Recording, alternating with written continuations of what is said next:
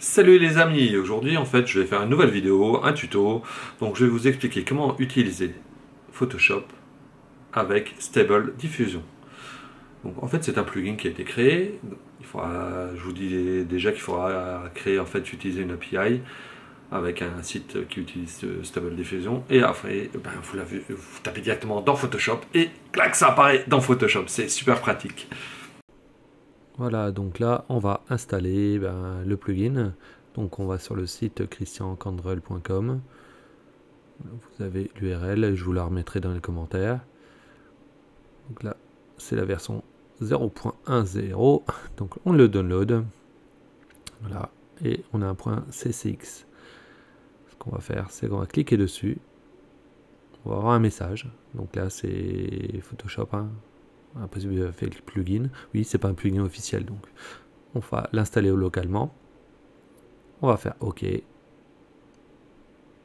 le plugin est installé. Voilà, il s'est ajouté.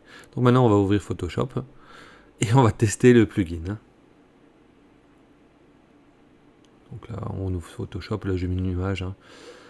On va aller tout en haut, module externe, parce que c'est un module externe, c'est un nouveau plugin. Et on prend Stable Diffusion. Stable Diffusion, on reclique dessus. Et on a un nouveau panneau qui s'ouvre et qui nous demande en fait la clé API. Donc pour utiliser la clé API, il faut aller sur le site bêta dreamstudio.ai/dream. Donc on clique sur son compte, on va dans la partie membership et API key et on fait copie. Là, on copie la clé. On sait CTRL V. On sauvegarde. Et voilà. Donc l'autre site, c'est un site qui est officiel Stable Diffusion. On a des crédits pour l'instant, c'est gratuit. Enfin pour l'instant, je touche du bois, j'ai pas payé. Donc il y a ensuite, là, dans Generate, on peut taper ce qu'on veut et ça va générer l'image. C'est vraiment très simple. Et c'est rapide parce que c'est pas votre serveur local qui travaille, c'est le serveur du site. Voilà, donc là j'ai tapé Warrior Cat with a Pizza. Là je vais faire d'autres tests pour vous montrer. Voilà, je peux taper ça. Je peux changer le sample, je peux changer la version. Donc là en ce moment c'est la version 1.5 de Stable Diffusion, donc là je vais laisser ça. Et si je fais Create, ça se copie dans une nouvelle layer. Voilà. C'est super pratique. Je peux changer en fait toutes les options, donc je peux rajouter le nombre d'images, je peux vraiment faire tout ce que je veux. C'est comme si on était en local, sauf que voilà, l'avantage c'est qu'on va prendre des ressources au niveau du serveur. Donc par contre, ça laisse des crédits à chaque fois. Voilà, je peux cliquer. Donc après, il faut bien choisir ce que vous voulez faire, comme d'hab. On peut s'amuser comme des fous.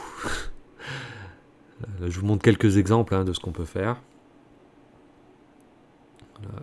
Donc là, je peux bouger mon image. On est dans Photoshop en fait. C'est juste un plugin qui se rajoute. Il n'y a rien de spécial. Faut pas s'inquiéter. On est dans Photoshop. Là, je change la taille de l'image. Donc, plus on met une grande image, plus le temps sera long. Plus vous mettez un nombre d'images important, plus ça sera long. Voilà, là, je vous montre encore d'autres exemples. Je fais ça en avance rapide. J'ai augmenté ma vitesse de 300%, donc à chaque fois, je tape, je génère. Je choisis donc le scale plutôt. Ça permet en fait de fixer donc par rapport à ce que j'ai tapé, donc être plus précis par rapport à mon texte ou moins précis. Donc si je le diminue, on peut dire voilà, je laisse l'IA imaginer ce qu'il veut, enfin ce qu'elle veut. Je peux taper ça par Groot, hop, et j'ai une image de Groot. Encore une fois, j'ai quasiment rien fait, j'ai juste tapé Groot. Et là, Totoro, voilà, c'est. J'en remets d'autres, des images. C'est rapide en fait. Si vous avez des idées, l'avantage c'est toujours d'être dans Photoshop. Et à chaque fois, voilà, donc en bas à droite, vous avez tous vos calques, à chaque fois ça se rajoute dans les calques. Donc, la seule limite, c'est votre imagination. C'est vraiment très pratique. Moi je trouve ça vraiment pratique comme plugin. pour travailler directement dans Photoshop. N'oubliez pas de liker, partager, commenter, vous abonner à la chaîne et d'activer la petite cloche afin d'être notifié de nos nouvelles vidéos. Et je vous dis à la prochaine.